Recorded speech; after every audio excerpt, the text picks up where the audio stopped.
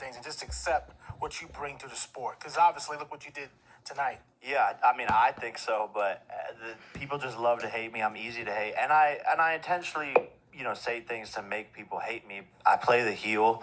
I feed into that, and that's just what I like to do, and that's what entertainment is. And at the end of the day, I started as a 17-year-old in Los Angeles in the entertainment business, but I've been in this sport for 4.5 years and have been so active, doing every event, taking any fight possible. So if people want to see more or this challenge or fight this person, whatever it is, my response to them is just give them a couple more months, because I'm going to accomplish more things in just a matter of months, and I plan on doing everything in this sport that there is to be done.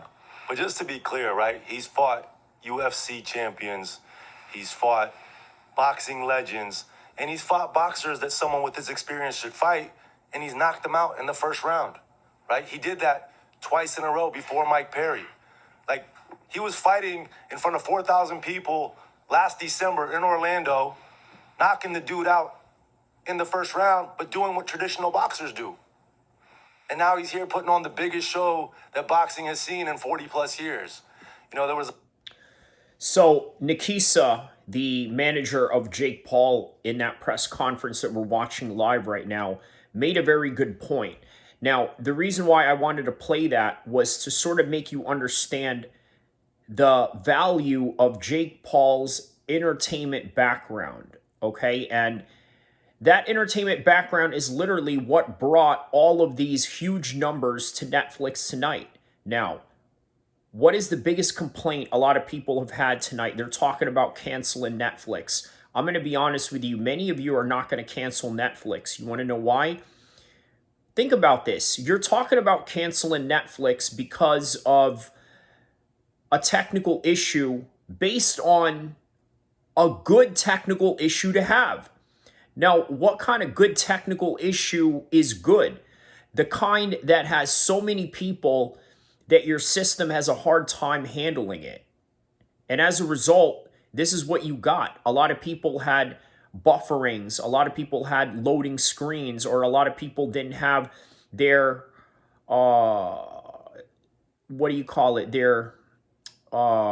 their vision or their screen or whatever, the clarity of the fight, and not being able to skip or just being able to play through with no interruptions or anything like that. A lot of people had just technical complaints, and now they're talking about canceling their Netflix subscription. Well, why would you do that when you got Cobra Kai, which, by the way, is part of the Netflix deal right now? You got The Cage, which, by the way, is one of the hottest MMA movies out right now.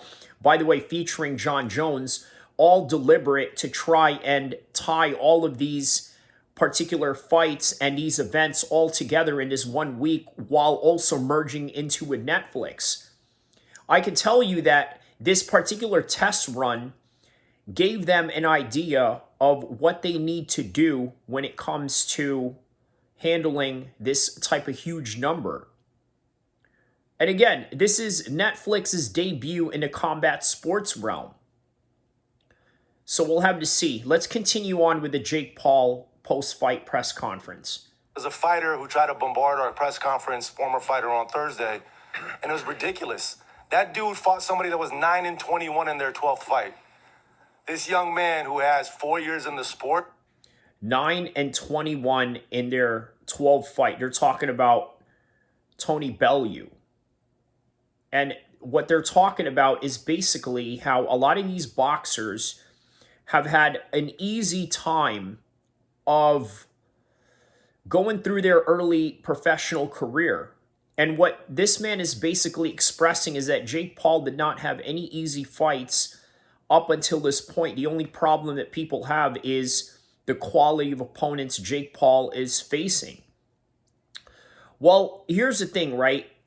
Just like Netflix and just like Jake Paul, the quality doesn't matter. I swear to you, it doesn't. Because you're going to watch the Jake Paul fights just like you're going to watch Netflix, if not for the combat sports shows, other shows and other movies that are available in that particular app. 3 years with MVP. He just fought the baddest man on the planet in front of 72,000 people on Netflix. And he took it all in and stepped up to the challenge. So to your question about what's next, he's going to do everything that he wants to do to become a world champion.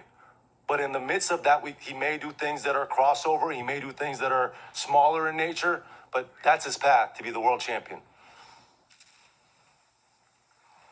AJ, congrats on the dub, and both of you, congrats on the good night. The crowd got a little restless toward the middle of the fights. We started hearing the boo birds. Reaction on social media isn't too great about the fight in general. Your reaction to that at all? Yeah, man, thank you for everyone tuning in and coming. And, you know, I tried to give the fight the best fight I possibly could. But when someone's just surviving in the ring, basically, it's hard to make it exciting. So I couldn't really get him to engage me or slip shots and, you know, do something. And I think the reason for that is because Mike Tyson is a very experienced fighter. Obviously, look at his record. He's had 50 wins, 6 losses, 60 fights, okay? He's had about as much fights as he's been living on Earth. So when you have a guy that's that experienced, he knows how to dodge away from danger if he needs to. Super cool or whatever, but I don't care about what people have to say. They're always going to have something to say, and that it is what it is. The only way that people would have been happy is if Jake lost somehow, right? And that would have been like, oh, what a great fight. Mike's a legend. If he knocked out Mike Tyson, it would have been rigged. The fight went to 8 rounds. Oh, Mike wasn't trying. Oh, the fight wasn't, good enough. It was an unbelievable display between a 58-year-old legend and a 27-year-old relatively young boxer. And he actually outboxed the boxer. Jake Paul outboxed Mike Tyson like he said he was going to do. Did you not? Like every single round. No, and yeah, like what do people say? Like I told everyone what I was going to do is to give him a boxing lesson. Ellie. Oh, Jeremy. Are you out of retirement? Bro, I haven't seen you in like a year or 2 years. You gotta invite me. God damn, I miss you, Ellie. I miss you too, but first of all, congratulations. Tremendous event, A to Z, one of the best events Shout outs to Ellie Setback reporting. I've ever been to. Thank now, you. you called out Canelo in the ring. Trevante Davis just posted that he would beat the brakes off of you if you guys fight. Yeah, I mean, I'd be down. Let's run it. Like, I'd be super, super down. I don't know if Javante needs Jake Paul. Let's be clear, right? is there a height limit in boxing? What about you and Conor McGregor? Are you interested in that? Yeah, he'll never do that though. He knows. He knows way. One, he's under contract. And two, He's not his own boss. And two, he won't do it. He knows better. He might And say, it's funny to say like, yo, Conor McGregor is scared of Jake Paul and will never box him, but it's the fucking truth. And look at. You know what? A lot of people don't like to admit that, but it is true because Conor McGregor cares so much about his image to the world, yet he also knows the social impact that Jake Paul has. And going into the ring with him losing, knowing that he can lose, is horrible because there's a lot of people out there that don't think he can lose. And those people that don't think that Conor McGregor can lose to Jake Paul in a boxing match, well, they are the people that, quite frankly, they don't want to see Jake Paul. They don't want to see Jake Paul damage up Conor McGregor. Oh man, it's bad, man. Look, he would destroy Conor McGregor to the point where it would destroy Conor McGregor's reputation. Is really what I'm trying to say. Okay, it would be so bad that people just can't grasp the reality of how good Jake Paul is, and therefore the attempt of Conor McGregor to even try and fight him would be diminished with everything that Conor McGregor has accomplished. All of that would be diminished just based on a Jake Paul loss alone, because they don't rate Jake Paul. Nobody respects Jake Paul, at least not anybody that is, look, most boxing guys at this point, you have to respect Jake Paul, but if you don't, I don't know what you're doing. But yeah, they're right. Conor McGregor would never fight him as a result of that. him go toe to toe with Nate Diaz, who was easy work for me. It was like a Monday sparring session to beat Nate Diaz's ass. So he doesn't ever want the smoke with me. It won't ever happen. We believe Canelo would do a cruiserweight fight. There's no way Conor does a cruiserweight fight with Jake Paul. Jeremy Hecht here with Hip Hop DX and Uproxx. First of all, I just want to say, I know you get a lot of hate, but what I think you don't get enough credit for is proving to a lot of people that evolution and growth is the ultimate goal and that anything is possible. Like, look, that's a very important point that you have to take into consideration what was just said right there. You want to know why? I want you to understand this, okay? Everybody does not stay the same, for good and for the worse. In other words, if you are, I don't know, let's say somebody that is a developing boxer right now, it's possible that you could be a world champion boxer after a couple of years of development. And anybody can do this. Why not Jake Paul? Again, people have this Jake Paul hate syndrome. I can't blame them for hating him, but at the same time, you should not allow it to cloud your judgment if you're analyzing fights or fighters. if you look back at yourself making YouTube videos or Vines, to know that you're just boxed the biggest boxing match of all time against potentially the greatest boxer of all time, and you have a belt in front of you and you won. I just want to say that's inspiring to a lot of people. So I think you deserve a lot of credit. And then I would love to know, I'm just a big music fan. What is on your playlist pre-game? Did you listen to a specific song right before when you were training? Were there a few songs that got you to the point where you're the winner tonight? Yeah, me and my girlfriend were listening to Olivia Rodrigo, and then listening to Mr. Saxo Beat was the team's like theme song for the training camp. But thank you for your kind words. And yeah, my goal is always to show kids, or even if someone's already older, that no matter what, in 4.5 years, I'm a living proof that you could start something and rise to the top of it just with hard work, commitment, and dedication. Now, I like that. That is the ultimate truth of it all, and I hope people understand that, because if they don't, well, I don't know what to tell you. I mean, you don't believe in growth. If you can't understand or get behind that, you just don't believe in growth. All right, Jake, right here. Congratulations, man, on a good fight. I spoke to Andre Ward, Stephen Coreno, KOR to Sports, by the way. I spoke to Andre Ward afterwards, and he said that he didn't want to come out and say that he thought you carried Mike, but he said that he kind of respected that you let him live a little bit, that you didn't actually go for the finish. Would you agree with that? Did you carry Mike? Yeah, I mean, a little bit. Yeah, like there was a point where, I was just like, okay, he's not really engaging back. And so I don't know if he's tired or whatever. And I could just tell, his age was showing a little bit. And I just have so much respect for him. And that like violence war thing between us, like after he slapped me, I wanted to, be aggressive and take him down and knock him out and all that stuff. But that kind of went away as the rounds went on. You want to talk about the last 3 weeks? And I want to address that last part, right? What he means is that during a fight, it becomes so stressful on your body and on your central nervous system that once you are in the middle of the fight, once you are in the middle of the round, or at least getting close to the end of the fight, all of that is going away, and the only thing that you're thinking about is the job and the objective itself. And as a result, all this other emotions behind it almost doesn't matter. It's just nothing but business from then on. 2 weeks at all? I think Oh, it's yeah. important to share. Yeah, I 22 days ago, I completely sprained my ankle, completely tore the ligament, the anterior ligament, and like contusion, snapped the other side of my foot. Was on crutches for 4 or 5 days. And it just hindered the end of my training camp.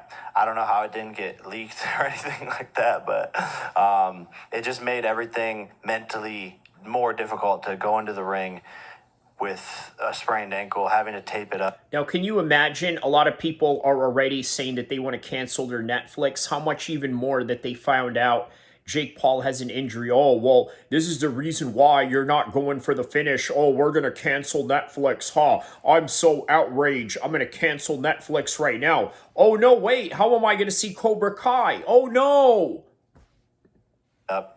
And I missed about 2 weeks of sparring, so I really only He missed 2 weeks of sparring. Oh, no. Cancel Netflix. sparred one or You stole my money. Cancel Netflix. 2 times before this fight, and that's why The fight is rigged. Cancel Netflix. my cardio didn't feel as good in there tonight. But you just roll with the punches and fight through those things.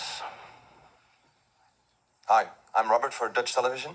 I had a question about Jutta. What does she mean to you, and what did she bring to you towards this fight, and what does it mean to you that she's here? Yeah, I mean, she's the best woman in the world, and she's always supporting me, and she inspires me, and she works even harder than I do as an athlete, which makes me be on top of my game. And I know she's going to be world champion and win Olympic gold, and so I need to win the world championship belt as well. And she just has brought the best out of me as a human, so that's when you know you have someone special. Thank you. Any questions about Amanda Serrano and Katie Taylor that we can address at all? I would like to point out that the betting markets in the 10th round had it as minus 350 for Amanda to win. So the sports book had a minus 350 in the 10th round that Amanda Serrano was going to win the fight. Yeah, Medicaid question right here. Nikisa, I don't know, Jake, did you get a chance to watch the fight? Were you able to watch it back there? I was watching bits and pieces of it. It was hard to fight because I was warming up, or hard to watch because I was warming up.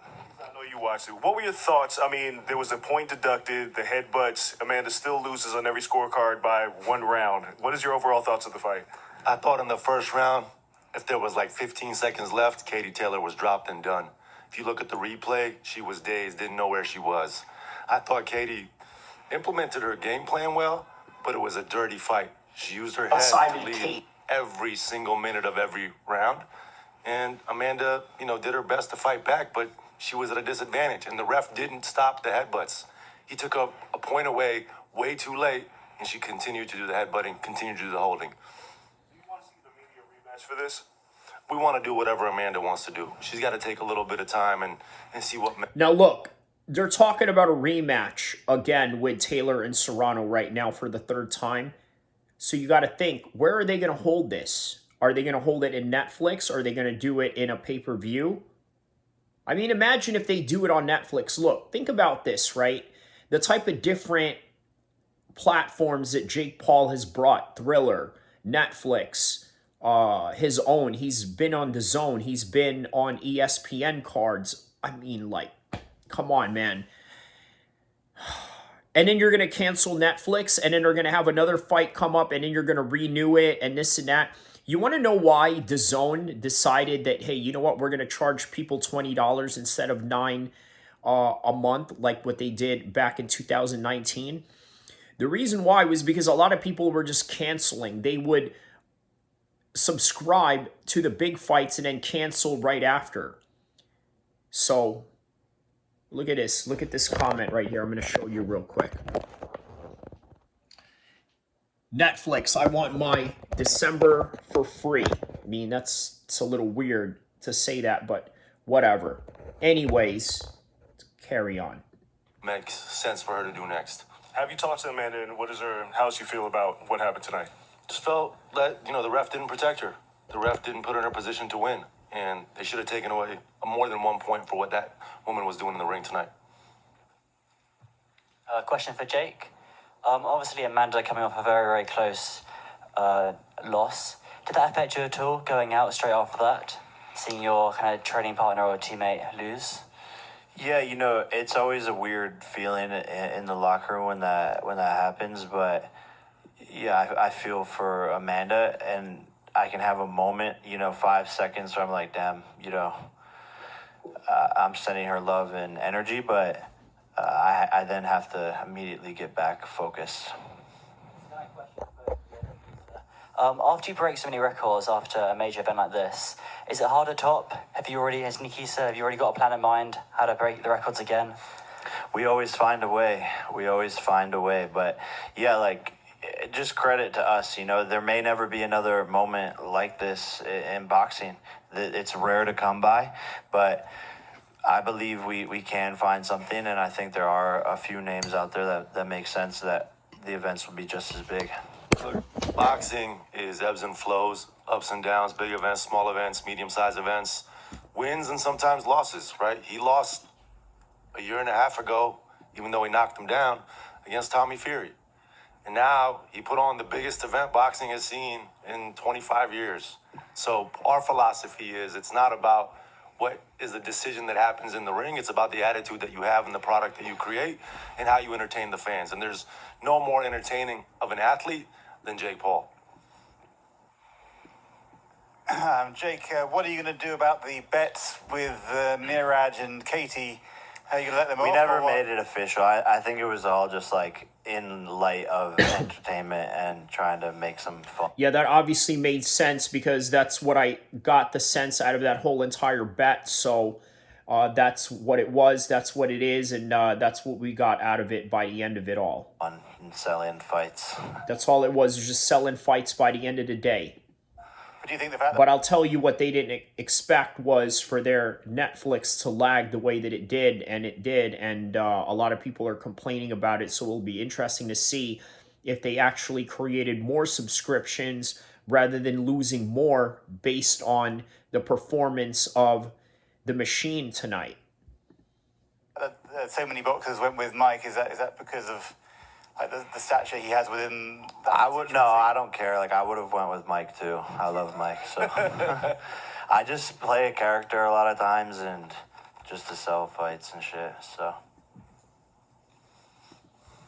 now look, this is interesting that Jake brings this up, right? Not many people are going to admit this, that they do it just to sell fights, but the reality is many of us do a lot of things to sell whatever, right? We turn up our personalities on YouTube. That's something that he knows what to do when he's been on YouTube, when now he's in the fight game.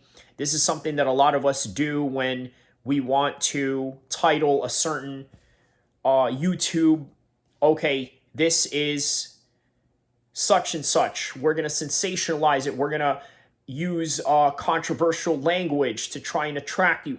All these things, it's all par with the code of what we're trying to do in the world of entertainment. Just a question for, I guess, Nikisa, but also Jake a little bit.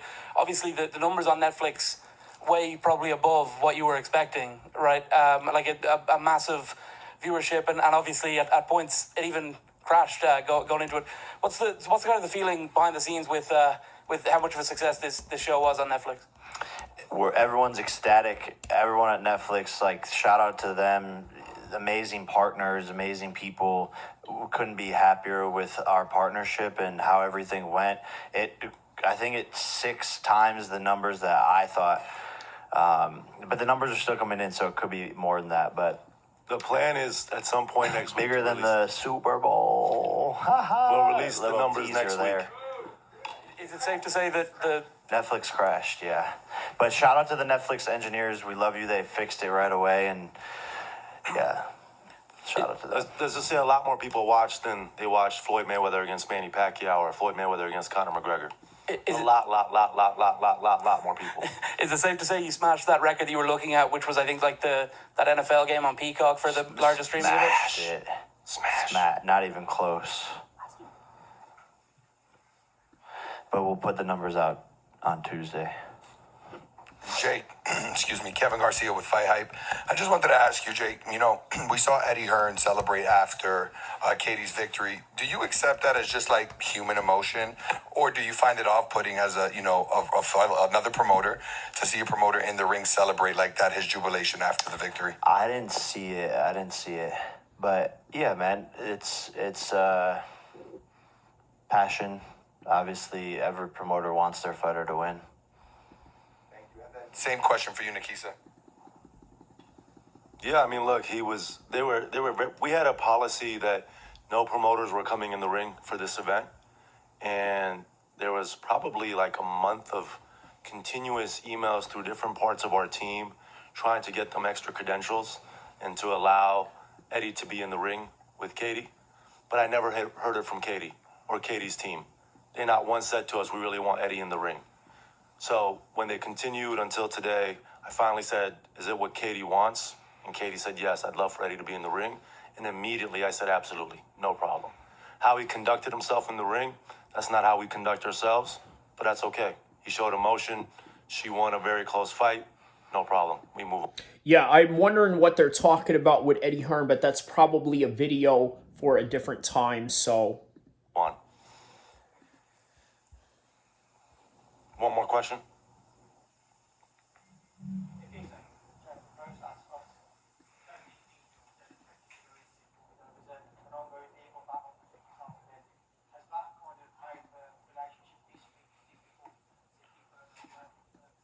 No, not. I mean, look, Eddie's been defaming us for the past month and a half. He's a recognized figure in the sport of boxing, right? We're new to boxing. We created this company 3 years ago. He has been saying that this event was a circus. It was bad. We don't care about the sport. That, all it is about the money. It's a stain on the sport. But he's still coming here and asking us to be in our ring. He's still coming here and sitting in this press conference trying to get the time and the limelight that we bring to bear. We have not been focused on his frivolous lawsuit throughout this period, not once. Hey Jake, Jeff Zimmerman, FightNews.com. Congratulations. We love the big fights here in Dallas. Keep bringing them back. You said you still have the goal of being a world champion, and it seems like you're getting better every fight. What does that timeline look like to fight for a title, do you think? Thank you. And I think it could happen in the next 24 months. I truly, truly believe in my skills and my ability and my power. And the cruiserweight division is seemingly open for the taking on that timeline. And I believe that I can become a world champion and do it within 6 years of starting to learn how to throw a fucking jab. So I think it'll be the greatest sports story ever, and I know it's going to happen. Thank you, everybody. We appreciate the support.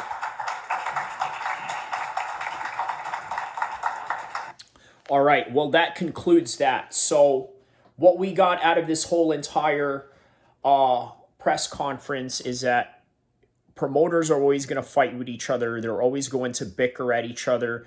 They're always going to say certain things to create a moral high ground for themselves, to make themselves look better than the other. That's just the nutshell of what they're talking about with Eddie Hearn's situation. Now, as far as Netflix and the technical issues that they had going on, this is standard. This is a great problem to have. People are saying, well, they lost the bag on this one. Look, this is a great problem to have. You know what's a horrible problem to have? A horrible problem to have is when you don't have enough people watching and your stream doesn't crash. Okay, you may have a very clear stream when a lot of people are not watching, but you're not getting the numbers that you're producing. What they got out of this was the numbers that they wanted to produce plus more. So you canceling really means nothing. And I want you to understand that. The moral story of this whole entire fact that we're talking about Netflix cancellation is this. Many of you create these disingenuous form of protest. In other words, you say things like, well, I'm never going to fly in this plane again. I'm never going to eat in this restaurant again. As if you think your single decision is going to create an effect. It's not. It really isn't. And that's a lesson that a lot of you have to learn from this particular story of Netflix subscribers looking to cancel based on technical issues with a problem that is a good problem to have, that in turn is really not a problem at all. So don't forget to like and subscribe. I hope you like this content and what I had offered you, especially with the reaction to Jake Paul's post-fight press conference. Like and subscribe, watch until the end, share, tell a friend to tell a friend, and I will see you in the end.